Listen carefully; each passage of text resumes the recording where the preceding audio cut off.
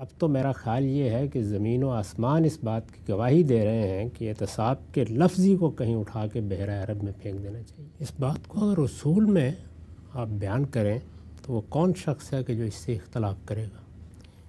میں بھی یہی چاہوں گا، آپ بھی یہی چاہیں گے۔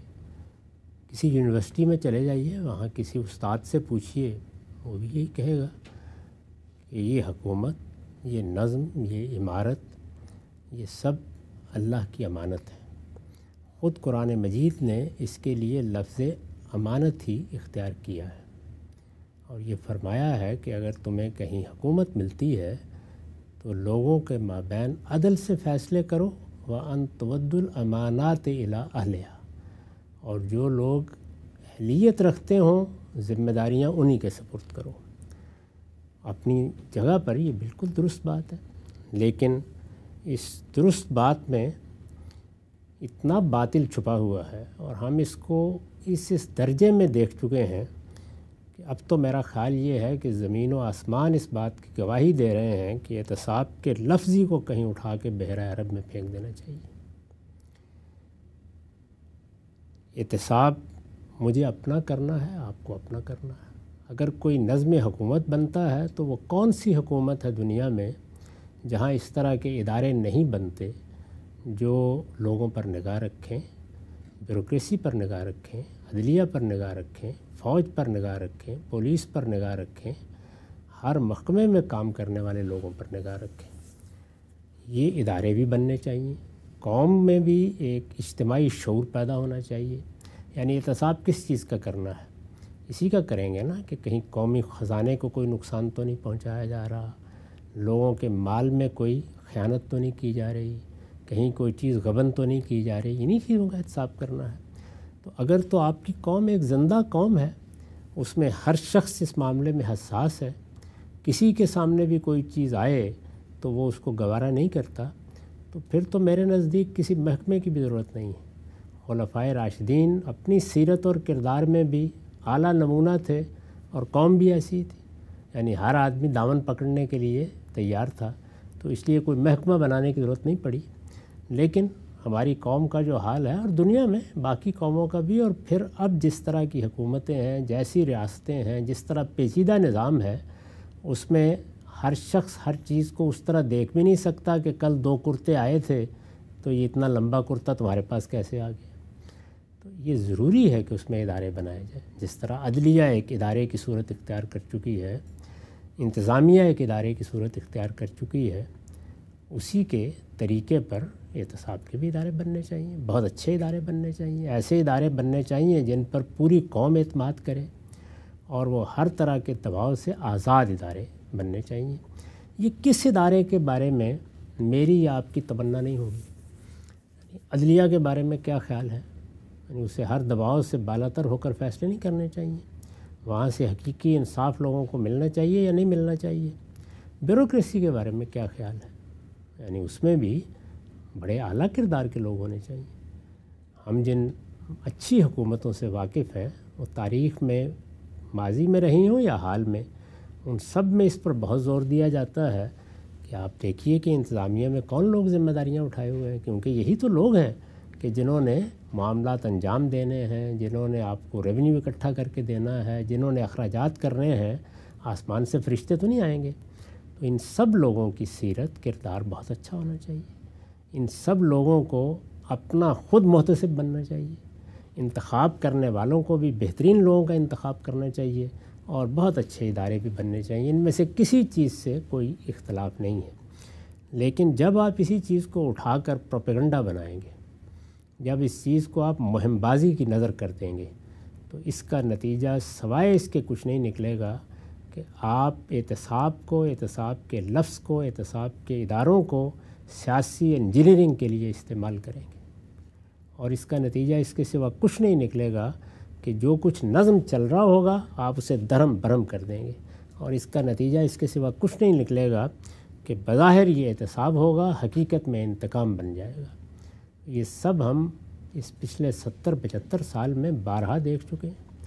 جس طرح کے ادارے شروع میں بنائے گئے ان کا انجام بھی دیکھ چکے ہیں، دور متوسط میں بنائے گئے ان کا انجام بھی دیکھ چکے ہیں، اور پھر یہ نیب جو وجود میں آیا اس کی بھی جو کچھ کارکردگی رہی ہے اس کو بھی دیکھ چکے ہیں، اور وہ جیسا آبرو باختہ ادارہ بنا ہے اس کو بھی دیکھ چکے ہیں، اور اس پر عدالتوں کے تبصرے بھی پڑھ چکے اور سن چکے ہیں۔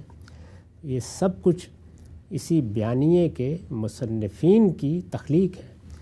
اب میں اس کی کیا داد دوں کہ جب بھی کوئی چیز تخلیق کرتے ہیں تو بس آدمی یہ کہہ اٹھتا ہے کہ یہی شاہکار ہے تیرے ہنر کا۔ تو میرے نزدیک اس طرح کے ادارے جو ان مقاصد کے لیے بنائے جائیں، اس طرح کا پروپیگنڈا جو اس طرح کی چیزوں کو سامنے رکھ کے کیا جائے، یہ بالکل بے معنی قوموں کے لیے انتہائی نقصان دہ ہوتا ہے۔ اور اس کا جو نتیجہ نکلتا ہے وہ یہ ہے کہ جب آپ بس اس کو پکڑ لیجئے، اس کو دھر لیجئے، اس کو یہ کر دیجئے، اس کو وہ کر دیجئے، اس طرح کے کام کرتے ہیں تو آپ سرمایہ کو بھی یہ پیغام دے دیتے ہیں کہ وہ یہاں سے اڑ جائے۔ اور سرمایہ کا معاملہ یہی ہوتا ہے کہ اگر آپ نے پرندوں کو دیکھا ہے کہ ذرا سی آہٹ بھی اگر وہ پاتے ہیں تو اڑ جاتے ہیں، سرمایہ بھی ایسے اڑ جاتا ہے۔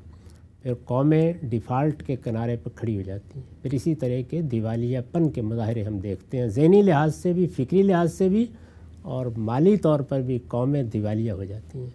تو اس لیے میرے نزدیک تو اس طرح کی چیزوں کو پروپیگنڈا ہرگز نہیں بننا چاہیے۔ البتہ اس میں کوئی آدمی اختلاف نہیں کر سکتا کہ احتساب کے ادارے بننے چاہیے، لیکن وہ کس نے بنانے ہیں؟ وہ اسی قوم نے بنانے ہیں، وہ اسی دستور کے تحت بننے ہیں، وہ پارلیمنٹ سے گزر کر بننے چاہیے۔ اس کو فوج نے نہیں بنانا، اس کو کسی محکمے نے نہیں بنانا، نہ اس کے اوپر کسی کا اثر ہونا چاہیے۔ اس طرح کے ادارے اعلیٰ درجے کے کردار کے لوگوں کے تحت ہونے چاہیے، اور اس طرح کے ادارے کیا، ہر طرح کے ادارے ایسے ہی ہونے چاہیے۔ کیا اس ملک میں اس سے پہلے اینٹی کرپشن کا محکمہ موجود نہیں رہا؟ سوال یہ ہے کہ اس کو درست کرنے کے بجائے کوئی نیا ادارہ بنانے کی ضرورت کیوں پیش آئی؟ اگر آپ غور کر کے دیکھیں تو اس نئے ادارے میں اہم ترین بات کیا تھی؟ وہ یہ کہ آپ نے دنیا بھر میں جو مسلمہ طریقہ ہے کسی چیز کو ثابت کرنے کا، اس کے اصول تبدیل کر دیے، اور اب آپ پچھتا رہے ہیں، آپ ان کو تبدیل کر رہے ہیں۔ اب آپ کی عدالتیں بھی اس پر معاذ اللہ پکار رہی ہیں۔ تو اس لیے یہ جتنی اس طرح کی باتیں ہیں یہ کوئی بنیاد نہیں رکھتی، کوئی معنی نہیں رکھتی۔ ان کو اب اس قوم کی تاریخ میں دفن ہو جانا چاہیے، اور جو معمول کے ادارے ہیں، یعنی معمول کے ادارے جیسے عدلیہ ہے، جیسے اس طرح کے کوئی محکمے ہیں جس طرح کہ میں نے ذکر کیا، وہ عام قاعدے کے مطابق، عام طریقے سے، قانون کے عام اصولوں کو سامنے رکھ کر یہ سب معاملات کریں۔ اس نظام کو آپ کتنا بہتر کر سکتے ہیں وہ تو ہر جگہ بہتر کرنے کی ضرورت ہے۔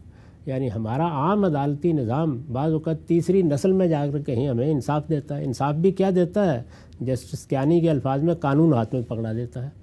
تو ہر چیز کو درست ہونا ہے، یعنی اس میں صرف سیاستدان اور صرف احتساب کے ادارے ہی زیر بحث نہیں ہیں، پوری قوم میں اچھا کردار پیدا کرنا ہے، اچھی سیرت پیدا کرنی ہے، انتظامیہ کا ادارہ اچھا ہونا چاہیے، عدلیہ کا ادارہ اچھا ہونا چاہیے۔ یہ سب کچھ دستور کے تحت، اس کے مطابق، دنیا میں جو قانون قاعدے بنے ہوئے ہیں، جو دنیا میں تاریخ ہمیشہ سے رہی ہے، جو عالمگیر صداقتیں اخلاقی طور پر دریافت ہو چکی ہیں، اور قانون کے ارتقاء نے انسان کو جہاں تک پہنچایا ہے، اور ہم چونکہ مسلمان ہیں تو ہمارے دین میں جو بڑی اقدار طے کر دی گئی ہیں ان کو سامنے رکھ کر یہ سب معاملات کرنے چاہیے۔ یہاں سے بڑی خوبصورتی سے آپ نے نقطہ واضح کیا، چند اطلاقی توضیحی پہلو چاہوں گا ان پر بھی آپ کا نقطہ نظر سامنے آئے۔ یہ بتائیے گا، دین کو آپ نے پڑھا پڑھایا، عمر پوری اسی میں گھلا دی، ایک جو بنیادی اصول ہمیں اس احتساب کے نظر میں نظر آتا ہے، اس کو آپ دینی اور اخلاقی لحاظ سے کیسے دیکھتے ہیں؟ وہ یہ کہ الزام لگتا ہے اور الزام کی تشہیر ہوتی ہے، پروپیگنڈا ہوتا ہے، اس سے ایک شخص کی عزت نفس مجروح ہوتی ہے، اور پھر اسی الزام کی بنیاد پہ اس کو دھر لیا جاتا ہے، کال کوٹریوں میں سولیٹری کنفائنمنٹ میں رکھا جاتا ہے، 8-8 9 مہینے سال گزر جاتے ہیں احتساب کے نام پہ، اور پھر اس سے یہ کہا جاتا ہے کہ بھائی تم ثابت کرو کہ تم مجرم نہیں ہو۔ تو احتساب کا پہلے نعرہ لگایا، آپ نے بیان کیا بالکل غلط ہے، اور پھر جو میکینزم بنایا وہ دینی اخلاقی لحاظ سے کیسا ہے؟ ہر لحاظ سے غلط تھا۔ خود رسالت مآب صلی اللہ علیہ وسلم کے سری ارشادات کے بالکل خلاف تھا۔ یعنی جو صحیح نظام ہے اور دنیا بھر میں مانا جاتا ہے وہ یہ ہے کہ اگر کسی نے الزام لگایا ہے تو آپ جس کے خلاف الزام لگایا گیا ہے اس کو ہاتھ بھی نہیں لگا سکتے، اس کو پکڑ لیا جائے گا، آؤ شہادت پیش کرو۔ رسول اللہ صلی اللہ علیہ وسلم نے فرمایا ہے کہ البینۃ علی المدعی، یہ اس کی ذمہ داری نہیں ہے جس پر الزام لگایا آپ نے، اس کی ذمہ داری ہے جس نے الزام لگایا ہے، اس کو پکڑ لیجئے۔ تم نے ایک مسلمان کی عزت پر حملہ کر دیا ہے۔ تم نے اس پر کسی مالی خیانت کا الزام لگایا ہے، تم نے اس پر کوئی کسی کی جان لینے کا الزام لگایا ہے، تم نے کسی کی آبرو کے خلاف کسی اقدام کا الزام لگایا ہے، اب تم کٹہرے میں ہو۔ چنانچہ دیکھیے یہی اصول بتایا قرآن نے، جہاں پر ایک کڑا معیار بنایا ہے شہادت کا، خاص طور پر بدکاری کے معاملے میں، تو وہاں کیا کہا ہے کہ وہ لوگ سامنے آئے پہلے جنہوں نے الزام لگایا، 4 گواہ لے کے آئے، کیونکہ اس میں 4 گواہوں کی شرط ہے، باقی جرائم میں نہیں ہے۔ 4 گواہ لے کے آئے، نہیں لائیں گے تو اس سے تو پوچھنا ہی کچھ نہیں ہے جس پر الزام لگایا جا رہا ہے، ان کی پیٹھ پر 80 کوڑے برسا دیے جائیں گے۔ تو رسول اللہ نے فرمایا کہ یہ ہوگا۔ اچھا، اگر کسی کا واقعی ذاتی مقدمہ ہے، مثال کے طور پر ایک آدمی ہے، مظلوم ہے، آ کے آپ سے یہ کہتا ہے کہ یہ میرے اس نے فلاں نے پیسے لے لیے، اب یہاں پہ برابر کی سطح پر ایک آدمی آ گیا، وہ کہہ رہا ہے کہ میرے اوپر ظلم ہوا ہے، الزام لگا رہا ہے، یعنی الزام بھی لگا رہا ہے اور اپنے لیے استغاثہ بھی کر رہا ہے۔ اس میں حضور نے کیا تعلیم دی کہ بھائی اس سے کہیں گے، وہ مدعی ہے نا، الزام لگا رہا ہے کہ اس نے میرے پیسے دینے ہیں، یا اس نے فلاں چیز غبن کر لی ہے، یا اس نے فلاں چیز چوری کر لی ہے، تو وہ اس کی شہادت پیش کرے۔ اگر وہ کہتا ہے جی شہادت تو میرے پاس کوئی نہیں ہے، لیکن بہرحال میں مظلوم ہوں، میرا اپنا مشاہدہ ہے، میرے ساتھ کیا ہی اس نے ہے، تو اس میں پھر کیا فرمایا، والیمین علی المدعی علیہ۔ اب اس سے کہا جائے گا کہ اس زمین پر اب کوئی فیصلہ کرنے والی طاقت موجود نہیں ہے، تم یہاں کھڑے ہو جاؤ، جس پر تم الزام لگا رہے ہو وہ اب خدا کو حاضر ناظر جا کے قسم کھائے گا، بس اس سے زیادہ کچھ نہیں کر سکتے۔ تو رسالت میں آپ صلی اللہ علیہ وسلم نے اس میں پوری تعلیم دے دی ہے۔ یہ جو ہم نے جو کچھ بنایا تھا اس کی کوئی حیثیت نہیں، اور آپ نے دیکھا کہ اس سے کیسے ظلم ہوئے، اس سے کیسی زیادتی ہوئی، اس میں کس طریقے کے غلط فیصلے ہوئے، کس طرح سے اس کا مذاق دنیا بھر میں اڑایا گیا، اور پھر آپ بیٹھ گئے کہ اب کسی نہ کسی طریقے سے اس کو درست کیا جائے۔ دنیا میں جو قانون کے اصول ہیں یا جزا و سزا کے اصول ہیں وہ آج نہیں بنے، وہ دنیا نے صدیوں کے تجربے سے بنائے ہیں، اور پیغمبروں نے بھی آ کر ان کی تنقیح کی ہے، اور یہ جو حضور نے طریقہ بتایا ہے اور ایک سادہ جملے میں بتا دیا ہے، یہ واقعہ ہے کہ اس کے سوا آپ کے پاس، آپ آج بھی غور کر لیں، کوئی راستہ نہیں سوائے اس کے کہ اب ثبوت جرم کے لیے یعنی شہادت کے لیے صرف افراد کی شہادت کافی نہیں رہی، اس کے ساتھ اور بھی بعض چیزیں ہو گئی ہیں۔ تو رسول اللہ صلی اللہ علیہ وسلم نے اسی لیے البینہ کے الفاظ استعمال کیے، قیامت تک جو بھی شہادت کی صورتیں وجود میں آئیں گی وہ پیش کر دیں۔ یعنی آج تو بہت سی نئی صورتیں بھی ہیں نا، آپ کی انگلیوں کے نشان بولنے لگے ہیں، آنکھوں کی پتلی بولنے لگی ہے، پیش کر دیں، قرائن پیش کریں، شواہد پیش کریں۔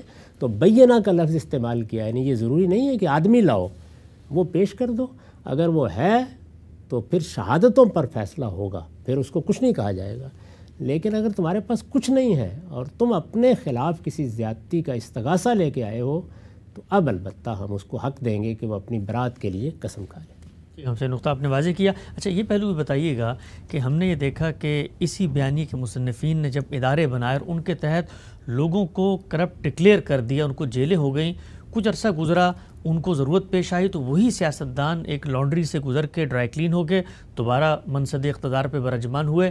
تو اس صورت میں جو ایک عام آدمی ہے وہ یہ دیکھتا ہے کہ بھائی اگر یہ نظام عدل ہے تو پھر اس ملک میں کیوں قانون، آئین، دستور کی پابندی کروں؟ اگر یہاں پر جس کو ثابت کر دیا آپ نے وہ کرپٹ ہے اور اسی کو پھر آ کے آپ دوبارہ بٹھا دیتے ہیں، تو پھر میرے اندر قانون کی پاسداری، آئین کی سلامتی اور ان چیزوں کا جذبہ کیسے باقی اسی لیے میں نے عرض کیا کہ یہ ادارے اس مقصد سے بنائے ہی نہیں گئے تھے، یہ پروپیگنڈا اس مقصد سے کیا ہی نہیں کیا تھا، اس میں پیش نظر ہی یہی تھا کہ ایک سیاسی انجینئرنگ کے لیے ہمارے پاس ہتھیار ہونا چاہیے، یعنی کوئی طریقے اختیار کیے جائیں گے نا۔ جب آپ قاعدے پر نہیں چلیں گے، قانون پر نہیں چلیں گے، آئین کی پابندی نہیں کریں گے، قانون شکنی کو اصول بنائیں گے، اس طرح کے بیانیے اپنے ذہن میں رکھ کر اپنے ضمیر کو مطمئن کریں گے کہ ہم جھوٹ بھی بولیں گے، دھوکہ بھی دیں گے، فریب بھی کریں گے، تو اسی طرح کے ادارے بنیں گے، اسی طرح کے ان کے سربراہ ہوں گے، اور پھر اس کے بعد ہم یہ داستانیں سنیں گے کہ فلاں کے پاس فلاں گیا تھا اور فلاں پر یہ دباؤ ڈالا گیا تھا اور فلاں جج سے یا فلاں قاضی سے یہ بات کی گئی تھی، یہی ہوگا اس کے نتیجے میں۔ تو اسی وجہ سے یہ ہمیشہ یاد رکھیے کہ احتساب کی مہم چلانے سے، احتساب کو کسی انتخابی مہم کا موضوع بنانے سے، اس کا پروپیگنڈا کرنے سے ہمیشہ انتقام وجود میں آتا ہے۔ اس لیے جب کبھی بھی کوئی تبدیلی کی مہم احتساب کے نام پر اٹھے تو سمجھ لیجئے کہ اس کے پیچھے کوئی اور قوتیں کام کر رہی ہیں۔ جن لوگوں کو احتساب سے دلچسپی ہے وہ کہیں آسمان پر بیٹھے ہوئے الگ جزیرہ نہیں بناتے، وہ پورے نظام کی فکر کرتے ہیں اور ہر جگہ درست کرتے ہیں چیزوں کو. اور یہ بات بھی میں آخر میں عرض کر دوں کہ احتساب کے اعلیٰ سے اعلیٰ ادارے بنانے سے بھی کبھی احتساب نہیں ہوگا جب تک آپ سب اداروں کو درست نہیں کریں گے. اصلاً تمام ادارے درست کرنے چاہیے، یعنی انتظامیہ کو اپنی جگہ درست ہونا چاہیے، عدلیہ کو اپنی جگہ درست ہونا چاہیے. بحیثیت مجموعی ایک نظام اپنا اخلاقی اثر بھی پیدا کرتا ہے، اعتماد بھی پیدا کرتا ہے اور مجرموں کے دل میں خوف بھی پیدا کرتا ہے. لیکن جب آپ یہ سمجھتے ہیں کہ یہاں احتساب کا جزیرہ اگر بنا دیا جائے تو اس سے قوم ملک کے حالات ٹھیک ہو جائیں گے، تو میں اس کے سوا کچھ نہیں کہہ سکتا کہ آپ عقل سے عاری ہیں، آپ سیاست اور سماج سے واقف نہیں ہیں، آپ کو اندازہ ہی نہیں ہے کہ اصلاح کے طریقے کیا ہوتے ہیں.